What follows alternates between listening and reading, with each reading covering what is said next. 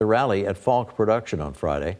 Police told them to stop, but the person instead tried to drive away, which led to a chase that quickly ended the parking lot of a neighboring business. The driver was arrested. Investigators tell us the suspect made a comment about a possible explosive device in the car. However, nothing was found. Suspect now set to be arraigned in a Kent County court tomorrow, facing 4 charges, including false report or threat of terrorism, explosives, possession of bombs with an unlawful intent, and fleeing a police officer. The campaigning continues. Minnesota Governor Tim Walz and Senator J.D. Vance are set to go head-to-head in their first and likely only vice presidential debate, the next big moment in the campaign. The rules are set for the 90-minute face-off, which begins at 9 o'clock Tuesday night. There will be no live audience, but the microphones, unlike the previous presidential debate, the microphones of both candidates will remain hot the whole time. However, the moderators of the debate, Margaret Brennan and Nora O'Donnell, both of CBS, will have the right to hit a candidate's mute button. After the debate, Republican nominee J.D. Vance the next day makes a stop back in West Michigan. He is set to speak at a campaign rally at Berlin Raceway in Marne on Wednesday. Doors will open to the public for the event around 3:30. Vance expects to take the stage at 5:30. His campaign says the senator will discuss inflation and how his running mate and him will plan to tackle the issue. And meanwhile, Minnesota Governor Tim Walz was hot on the campaign trail in Michigan, in Ann Arbor, for the football matchup between the University of Michigan and the University of Minnesota. Yesterday, there, ahead of the game, he spoke to students about the importance of voting and registering to vote. He was also in Superior Charter Township, where he kicked off a voter registration engagement with students, organizers, and state leaders. In East Lansing, candidate for U.S. Senate Mike Rogers took to MSU's campus to rally voters. He was joined by North Dakota Governor Doug Burgum. Rogers says their visit was about letting young people know he is focused on the issues that matter to them. Housing is huge. I hear this a lot. They know that they're going to have a very difficult time even finding an apartment that they can afford, let alone a house they can afford. And then you add on top of it, grocery prices are up. Rogers running against U.S. Senate candidate Democrat Alyssa Slotkin, who spent yesterday rallying with union workers in Flint. This weekend, a busy one for all the campaigns all across the country. And Governor Gretchen Whitmer is joining in all of that, crossing the state lines to help spread her party's message. She spent Saturday speaking to a crowd of supporters in Green Bay, Wisconsin. The visit part of the Harrison Walz campaign bus tour called Fighting for Reproductive Freedom.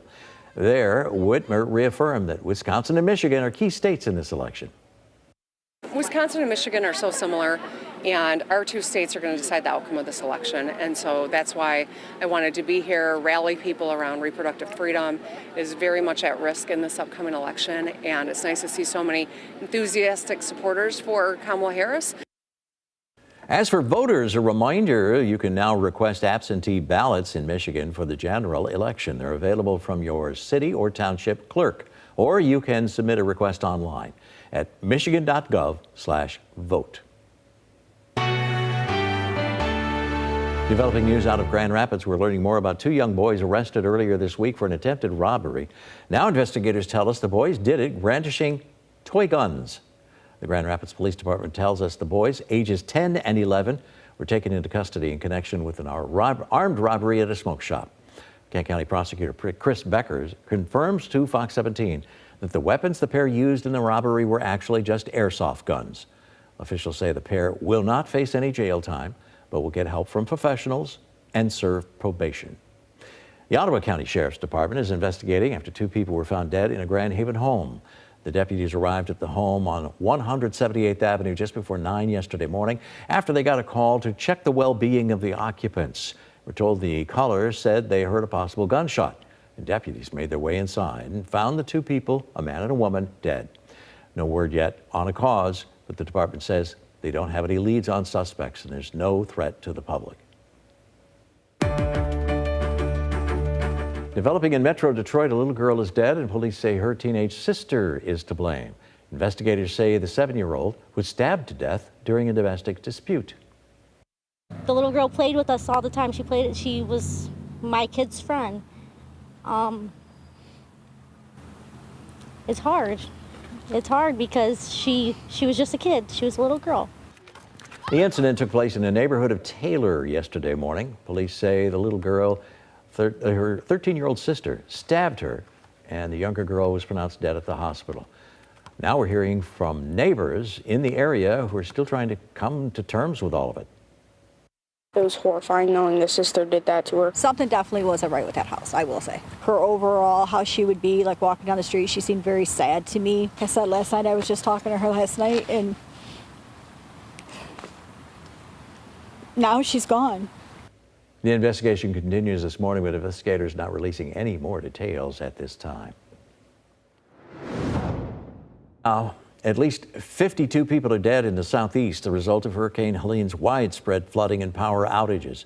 Helene came ashore in the Florida Panhandle as a Category 4 hurricane, packing 140-mile-per-hour winds and a life-threatening storm surge.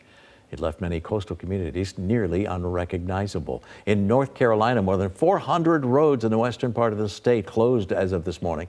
Parts of Asheville, North Carolina, still under several feet of water.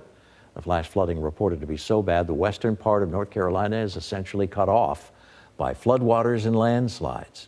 Hundreds of water rescues have been made by first responders, one of the most dramatic in Tennessee, where patients and staff were evacuated from the roof of a building by helicopter.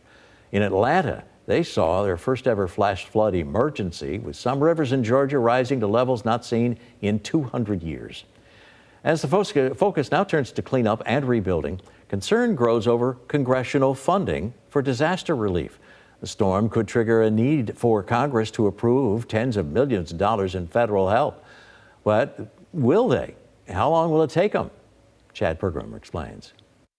FEMA begins providing food and water to those in need immediately. The good news is that FEMA has enough money to help, but barely. I think everybody's aware that we went into immediate needs funding as our disaster relief fund. The funding was running low. We have absolutely enough resources to continue to support the life-saving response that we need to for this event. Congress awarded FEMA the power to spend money on disaster relief supplies in the latest spending bill.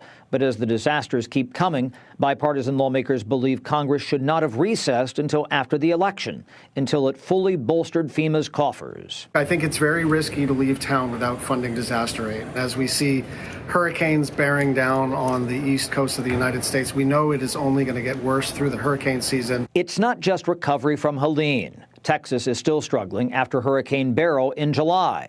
Iowa needs help following tornadoes. Schatz' home state of Hawaii continues to suffer after wildfires charred the island of Maui. Now it's time to rebuild, and of the 2,000 structures that have been destroyed, we've only got about 150 that are even beginning to be rebuilt. Lawmakers are bracing for the price tag from Helene. I think this will be one of the worst storms that they've experienced, especially in terms of storm surge. That's why there will be a push for millions in disaster aid in the next spending bill due around Christmas. It needs to be a long-term priority of Congress to make sure that those disaster relief funds are provided. Disaster recovery is historically one of the most bipartisan votes in Congress.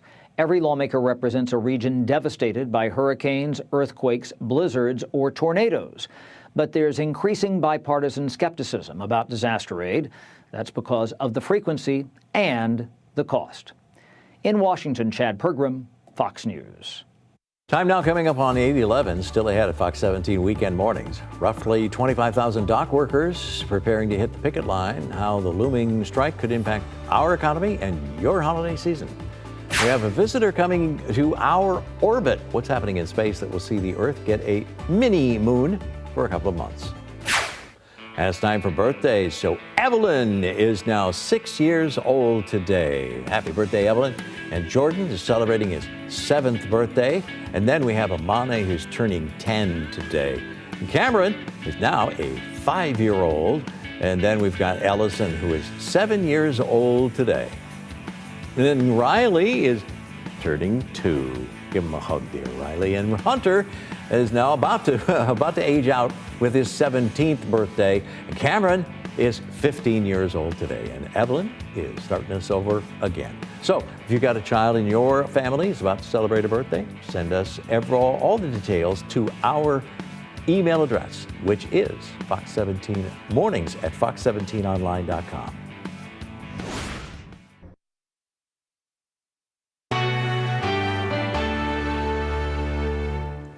Developing this morning, the Boeing Company and striking machinists union have stalled out in their contract talks. A strike by 33,000 workers now into its third week.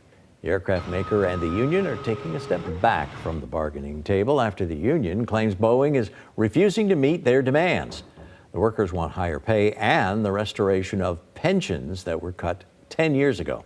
However, federal mediators say the strike is not expected to disrupt any flights in the near future.